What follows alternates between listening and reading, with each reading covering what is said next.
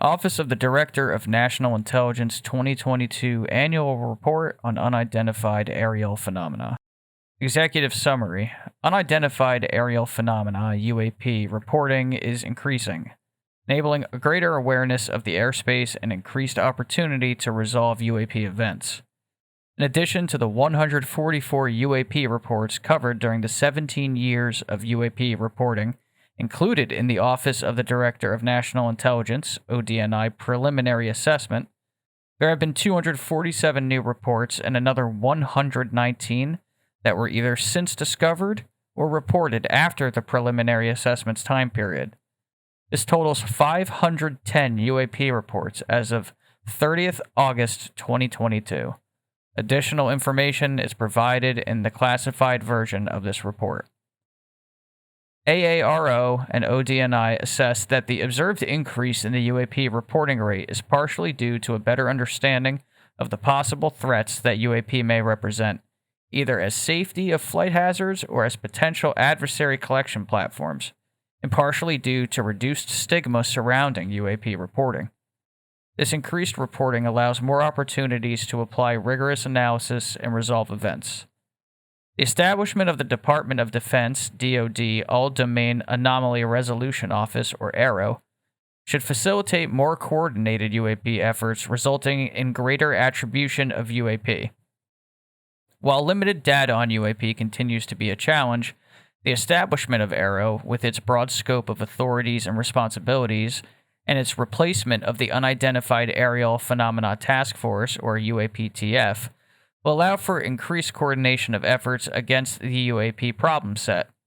AARO's authorities ensure that UAP detection and identification efforts will span across DoD and relevant interagency partners, as well as the intelligence community, IC, with the support and coordination of the National Intelligence Manager for Aviation, NIM Aviation.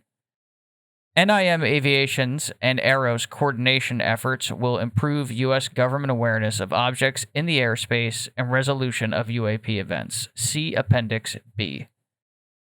UAP events continue to occur in restricted or sensitive airspace, highlighting possible concerns for safety of flight or adversary collection activity. We continue to assess that this may result from a collection bias due to the number of active aircraft and sensors, combined with focused attention and guidance to report anomalies. AARO, in conjunction with NIM Aviation and the IC, will continue to investigate any evidence of possible foreign government involvement in UAP events. Scope and assumptions. Scope. This annual report is provided by ODNI in response to a requirement established in Section 1683 of the National Defense Authorization Act, NDAA, for fiscal year 2022, establishment of office, organizational structure, and authorities to address unidentified aerial phenomena. Subsection H of that section states, the Director of National Intelligence, DNI, in consultation with the Secretary of Defense, shall submit to the appropriate congressional committees a report on unidentified aerial phenomena. See Appendix A. In addition to responding to the required elements delineated in the NDAA, this report details the establishment and coordinating efforts between ODNI and the newly created DoD AARO. This report provides an overview for policymakers of UAP that have been reported since the 5th of March 2021. Information cutoff date for ODNI's preliminary assessment on UAP, published 25th June 2021. Per the NDAA, AARO delivers quarterly reports on UAP to policymakers that contain greater detail regarding analysis and attribution of UAP events. This report was drafted by ODNI's NIM Aviation in conjunction with AARO. It includes input from the Undersecretary of Defense for Intelligence and Security, the Defense Intelligence Agency, the Federal Bureau of Investigation, the National Reconnaissance Office, the National Geospatial Intelligence Agency, the National Security Agency, the U.S. Army, the U.S. Navy, the U.S. Marine Corps, the U.S. Air Force, the Federal Aviation Administration, the National Aeronautics and Space Administration, the National Oceanographic and Atmospheric Administration, the Department of Energy, ODNI, NIM Emerging and Disruptive Technology, ODNI National Counterintelligence and Security Center, and ODNI National Intelligence Council. Assumptions. Multiple factors affect the observation or detection of UAP, such as weather, illumination, atmospheric effects, or the accurate interpretation of sensor data. Regarding review or analysis of UAP events, ODNI and ARROW operate under the assumption that UAP reports are derived from the observer's accurate recollection of the event and/or sensors that generally operate correctly and capture enough real data to allow initial assessments. However, ODNI and ARROW acknowledge that a select number of UAP incidents may be attributable to sensor irregularities or variances, such as operator or equipment error. Governmental changes to manage UAP issues. Establishment of the All-Domain Anomaly Resolution Office, ARROW. The Deputy Secretary of Defense directed the USD, I&S, to establish an office with sufficient scope, authorities, responsibilities, and capabilities to continue the UAPTF efforts and meet the expanded criteria. ARROW was established as the UAPTF's successor entity on the 20th of July, 2022.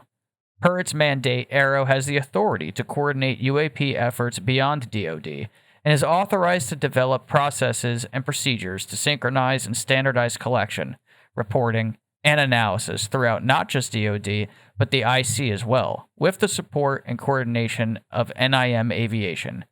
ARROW will coordinate with other non-IC agencies such as the FAA, NASA, NOAA, and the non-IC elements of the Department of Homeland Security and the Department of Energy as appropriate. The broad scope of authority granted to ARROW should enable them to leverage a multi-agency, whole-of-government approach to understanding, resolving, and attributing UAP in the future. ODNI coordinating with ARROW and multi-agency partners, seeking opportunities to assist in collection, reporting, and analysis of UAP incidents across the IC. Since the June 2021 publication of ODNI's preliminary assessment on UAP, ODNI has developed strategic guidance to enhance further collection, which ARROW and ODNI will leverage to prepare, collect, and report on UAP in a comprehensive manner for the IC. NIM Aviation will remain the IC's focal point for UAP issues, while ARROW is the DoD focal point for these issues and related activities. ARROW will represent DoD to the interagency, Congress, media, and public in coordination with the Assistant Secretary of Defense for Legislative Affairs and the Assistant to the Secretary of Defense for Public Affairs. ARROW's mission and responsibilities are contained in Appendix B. Continued reporting and robust analysis are providing better fidelity on UAP events, but many cases remain unresolved. UAP reporting. The ODNI preliminary assessment on UAP discussed 144 UAP reports and had an information cutoff date of the 5th of March 2021. Since then, ARROW received a total of 247 new UAP reports. An additional 119 UAP reports on events that occurred before the 5th of March 2021, but were not included in the preliminary assessment, have been discovered or reported after the preliminary assessment's time period. These 366 additional reports, when combined with the 144 reports identified in the preliminary assessment, bring the total UAP reports cataloged to date to 510. Since its establishment in July 2022, ARROW has formulated and started to leverage a robust analytic process against identified UAP reporting. Once completed, ARROW's final analytic findings will be available in their quarterly reports to policymakers. ARROW's initial analysis and characterization of the 366 newly identified reports, informed by a multi-agency process, judged more than half as exhibiting unremarkable characteristics, 26 characterized as unmanned aircraft system UAS or UAS-like entities, 163 characterized as balloon or balloon-like entities, and 6 attributed to clutter. Initial characterization does not mean positively resolved or unidentified. This initial characterization better enables ARROW and ODNI to efficiently and effectively leverage resources against the remaining 171 uncharacterized and unattributed UAP reports. Some of these uncharacterized UAP appear to have demonstrated unusual flight characteristics or performance capabilities and require further analysis. The majority of new UAP reporting originates from U.S. Navy and U.S. Air Force aviators and operators who witnessed UAP during the course of their operational duties and reported the events to the UAPTF or ARROW through official channels. Regardless of the collection or reporting method, many reports lack enough detailed data to enable attribution of UAP with high certainty. Partnerships and collaboration. ODNI and ARROW are committed to the responsible sharing of UAP findings with interagency partners, such as FAA and NASA, other stakeholders, congressional oversight, international partners, and the public.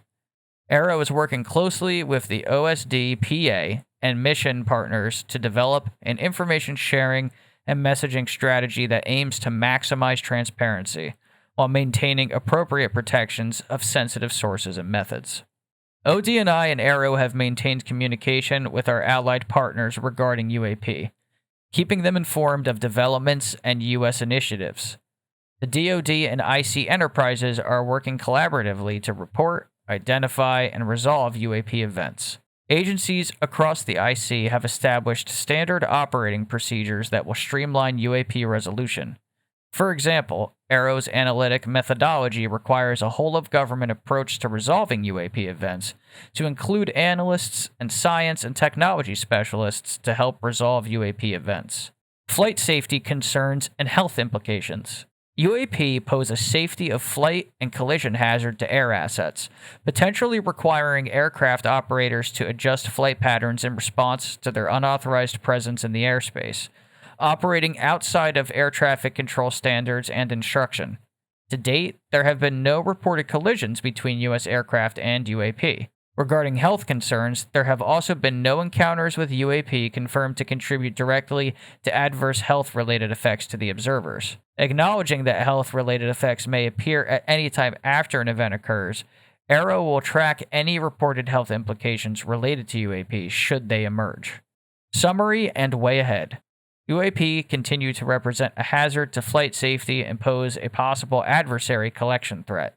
Since the publication of the ODNI preliminary assessment in June of 2021, UAP reporting has increased, partially due to a concentrated effort to destigmatize the topic of UAP and instead recognize the potential risks that it poses as both a safety of flight hazard and potential adversarial activity. Whereas there were previously 144 UAP reports covered during the 17 years of UAP reporting included in the ODNI preliminary assessment on UAP, there have been 247 more UAP reports during the 17 months since, combined with another 119 reports either discovered or reported late that fell within the original 17-year period, but were not included in the preliminary assessment. A total of 510 UAP reports are currently cataloged. ARROW has been established as the DoD focal point for UAP. In an effort to gain fidelity on the nature of UAP and the possible risk UAP represent, Congress required the establishment of a central office for all UAP matters in the fiscal year 2022 NDAA. That office formally became operational as the ARROW under the USD I&S in July 2022. ARROW is the single focal point for all DoD UAP efforts, leading a whole-of-government approach to coordinate UAP collection, reporting, and analysis efforts throughout DoD, the IC, and beyond, to include other government agencies not in the IC, as well as foreign allies and partners of the United States. Coordinated efforts between DoD, the IC, and other government agencies to collect and report UAP events have resulted in increased datasets spanning multiple security domains. ARROW, in coordination with the IC, is focused on identifying solutions to manage and alleviate the resulting data problem, including the intake, indexing, visualization, and analysis of that data across multiple security domains.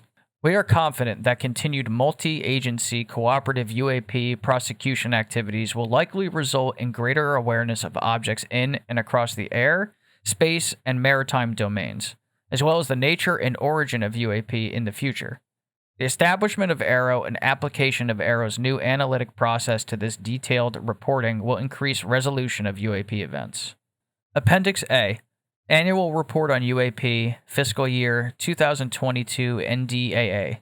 Subsection H of Section 1683, Establishment of Office, Organizational Structure, and Authorities to Address Unidentified Aerial Phenomena of the Fiscal Year 2022 NDAA, Public Law 117-81, List of Requirements for an Annual Report on UAP Matters.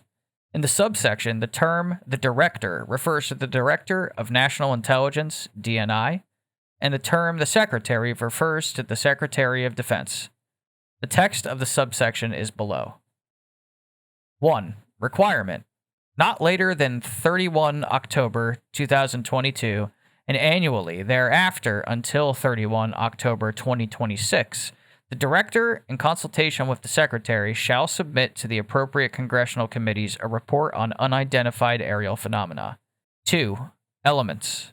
Each report under paragraph 1 shall include, with respect to the year covered by the report, the following information.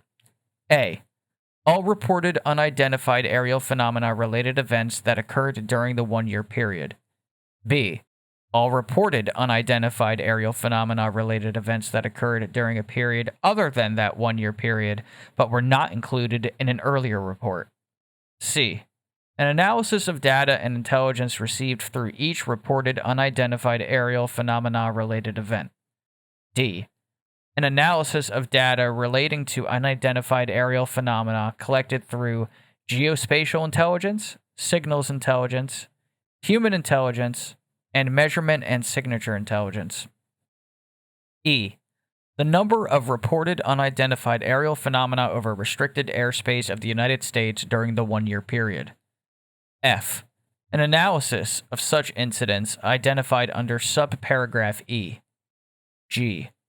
Identification of potential aerospace or other threats posed by unidentified aerial phenomena to the national security of the United States. H. An assessment of any activity regarding unidentified aerial phenomena that can be attributed to one or more adversarial foreign governments. I. Identification of any incidents or patterns regarding unidentified aerial phenomena that indicate a potential adversarial foreign government may have achieved a breakthrough aerospace capability. J. An update on the coordination by the United States with allies and partners on efforts to track, understand, and address unidentified aerial phenomena. K. An update on efforts underway on the ability to capture or exploit discovered unidentified aerial phenomena. L. An assessment of any health-related effects for individuals that have encountered unidentified aerial phenomena. M.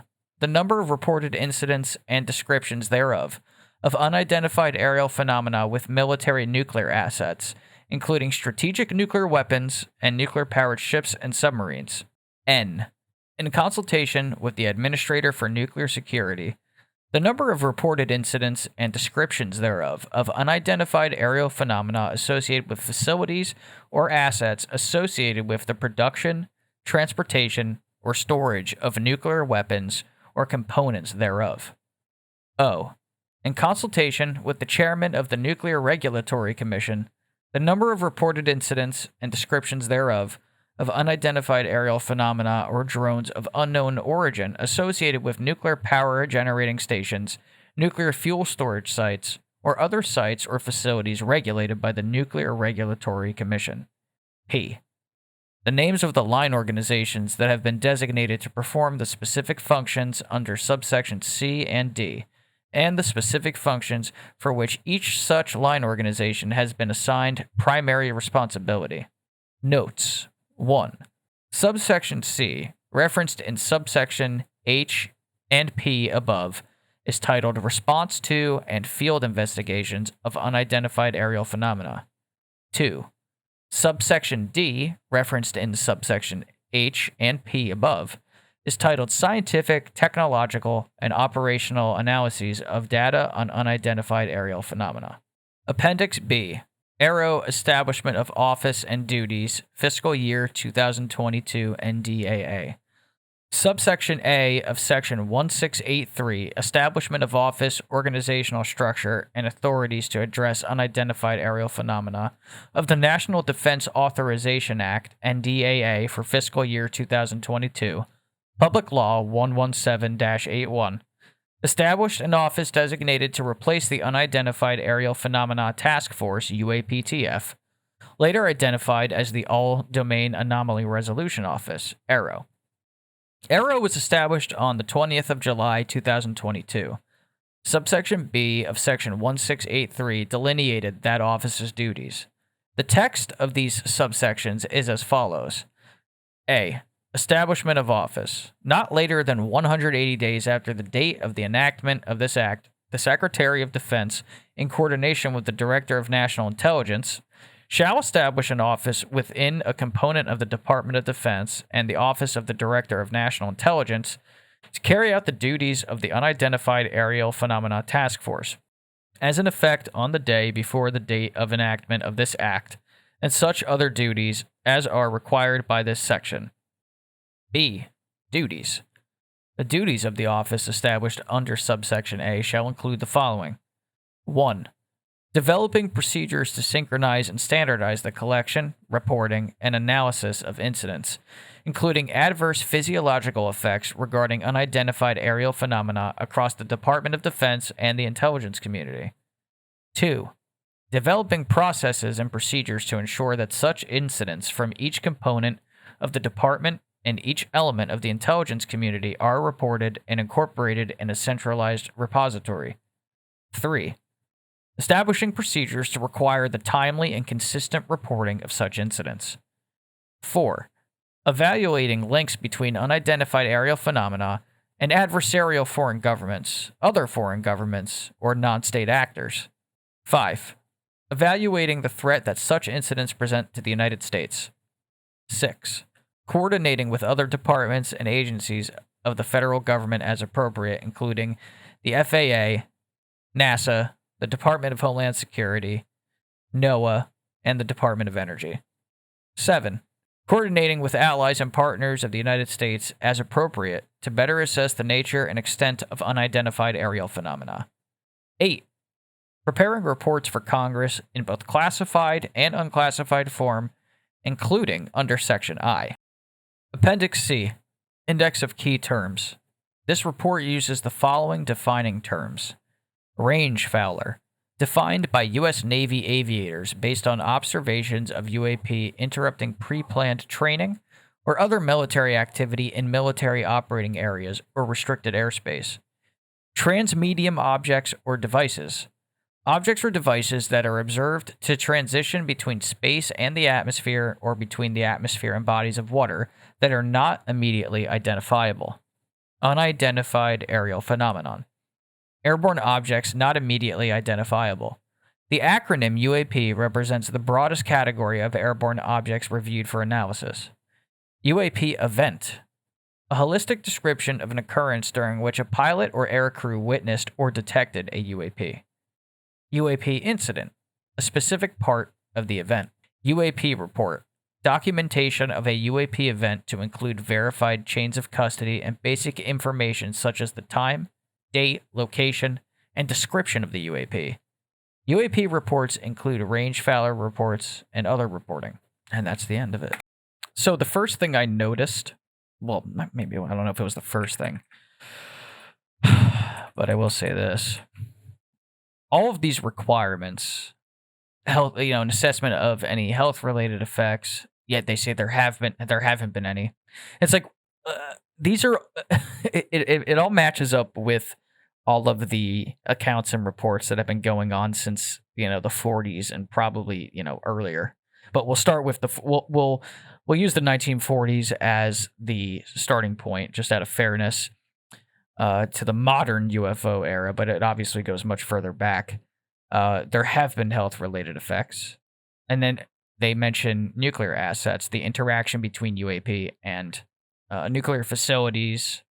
We know that there have been high-ranking military officials who have not only testified to the fact, but have sworn to the fact that UAP have interfered with our nuclear arsenal in ways that should disturb anyone in the government.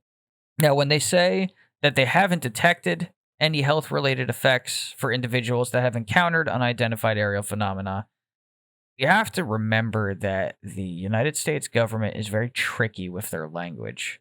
They may not have detected any health effects within a very short period of time, but if you ask them that question and say, has that happened since 1940? Then if they say no, then they're lying. Because in my opinion, this is a lie. The fact that they said that has not been detected at this point in time. That's a lie. But it's not a lie, depending on the time frame that they're referring to. So I believe Chris Mellon said it best in an article that he wrote as a reaction to the report being released, and he said the government again demonstrated its unique and uncanny ability to transform an inherently fascinating topic into vexing bureaucratic jargon. It's very difficult to get through this report and to dig through basically all the nonsense and the carbon copies of information that we already have. This isn't really telling us much new information other than what we know the government's going to do going forward and how they're going to handle reporting. Obviously, that's a big change. There's going to be less of a stigma within the military, hopefully, that they stick to that. But as far as the most important parts of this, we now sit at 510 reports, so it's probably the most significant section. But other than that, there's really no good excuse for why this report got delayed the way it did. This was due on Halloween in October, and we just got it in January. But forget about what's internally in the report. Let's look at the big picture for just a second. The most important thing, at least to me, and I talked about this with Vinny from Disclosure Team and Ty on the podcast the other night. Do you think that the government would waste its time doing all of this, delaying the report, kind of keeping hush-hush, keeping a lid on certain things, and then they release it, and it's a very watered-down for public consumption? If there was no there, if this was just, Chinese lanterns and atmospheric trash, do you really think this would be going on? Do you think that the NDAA would contain language that protects witnesses that were involved with legacy programs that may have involved reverse engineering, non-human constructed craft? Do you really think that any of this would be going on? I just don't think this would be happening if there was nothing there. If this was just all nonsense, all smoke and mirrors, why would they be changing laws, creating new laws? Why would they delay the report? And also, in closing, I also just feel it should be said that the 25 to 30 second quote-unquote report that CBS Evening News ran on the report, it was disgraceful. It was disgraceful, in all honesty. I don't know who was in charge of putting that one together, but of course they literally had to make a point of saying, oh, there's no evidence that any of this is extraterrestrial. Again, tricky language, more of the same, but I feel like the report isn't truly what's most important right now. Some of it is a good indication that there is a change happening right now in a positive direction, but at the same time, I feel like people should really be keeping their eyes on information that is coming out about witnesses meeting with congressional committees in private to discuss potential involvement with legacy programs, reverse engineering, crash retrievals, that sort of thing. I don't think this report is a step backwards per se, but it's just it felt more like maybe took a little baby step. We haven't really been seeing much progress the way that the public would really like to have, but This is a slow motion disclosure. It is going to take time. We have to play the game if we want to win the game. I said this to somebody on Twitter earlier today. So I think that's about it for the report. I hope this was helpful for those of you out there that wanted this in audio form as opposed to reading through it.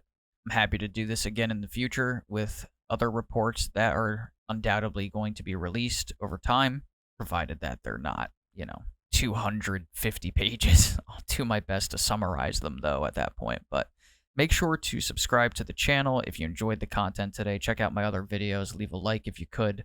Follow me on Twitter. That's where I am most active on social media outside of YouTube. Check out the podcast. New episodes are on the way. And don't forget to hit the bell so you know when new content arrives. Thanks for watching. Take care. Have a great rest of your day.